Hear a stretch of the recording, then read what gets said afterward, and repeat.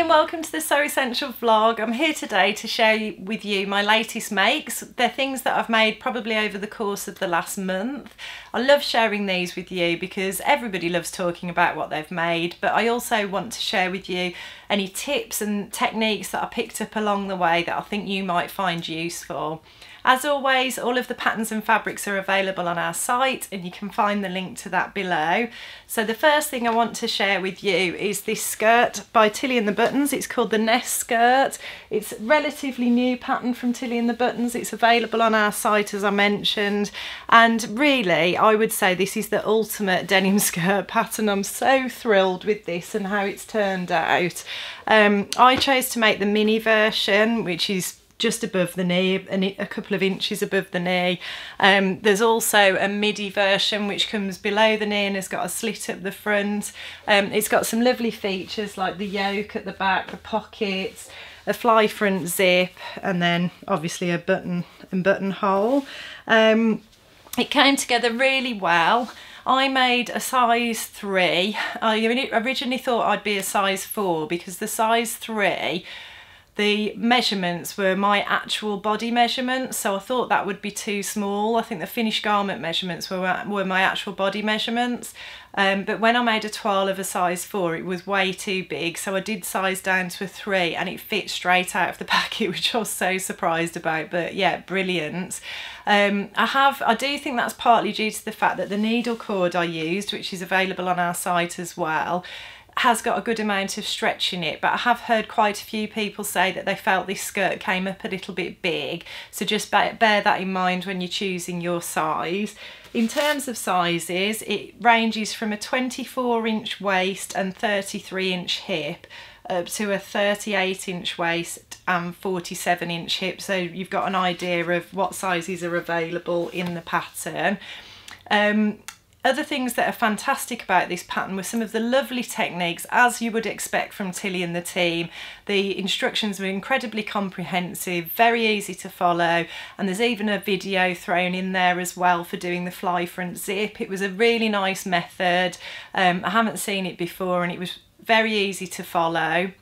I did take on board a little tip from one of our lovely customers, who you know who you are if you're watching. She'd already made the skirt and she suggested that the teeth of the zip, the way they lined the teeth up with where the seam was going to fall on the one side, meant that the teeth would have been right next to the finished edge of the fabric, and she suggested just moving the zip over slightly. So that's one thing to bear in mind, because I did that and I'm really grateful for that tip, because I do think it's nice and covered up now, the zip is, which is great.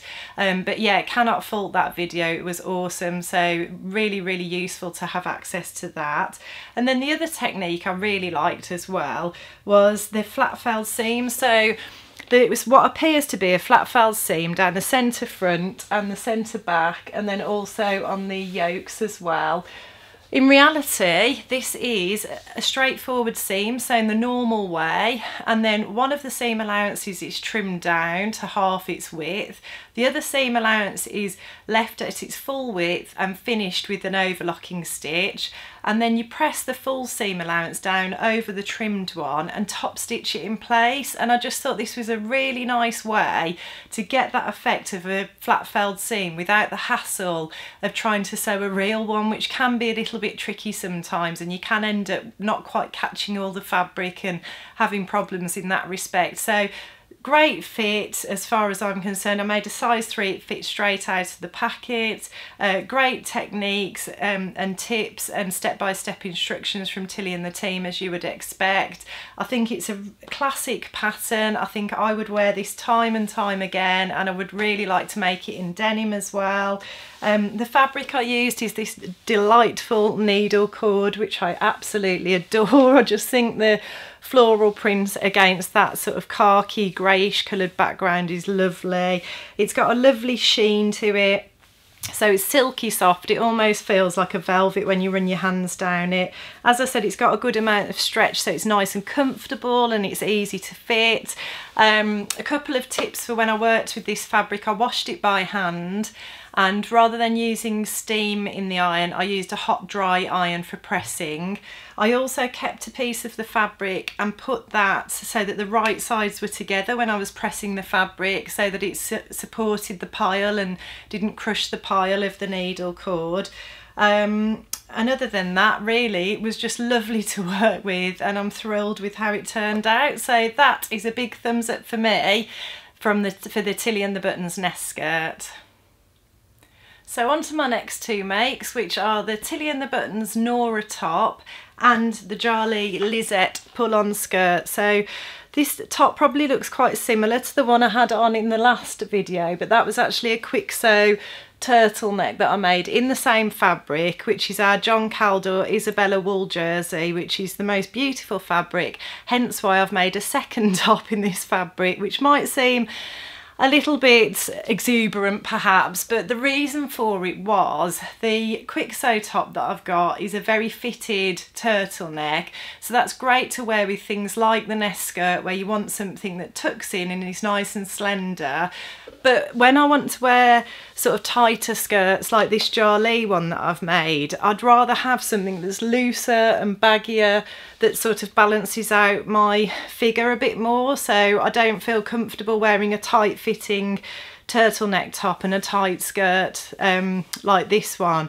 I'd rather balance it out with something a bit baggier, and I've got a few of these sorts of skirts in my wardrobe, so I decided to make the Norah top, and I must say I'm really pleased with this. It's not something I would normally go for. I don't very often go for looser fitting items, but it just feels so nice on. I think it's actually quite flattering, even though it's looser fitting. I'm quite small busted, but I think because it drops from the bust, it kind of makes that look a bit more balanced. It's got the dipped hem at the back and then these nice little slits at the side. It's just got loose sleeves, but there are different options for different sleeves, and there's also options for the neckline. I chose the turtleneck, but it's super comfortable. It's one of those jumpers that feels like a lovely hug. It feels like the sort of thing you just want to keep putting on in the miserable cold winter days that we've been experiencing. So yeah, that's the Norah top.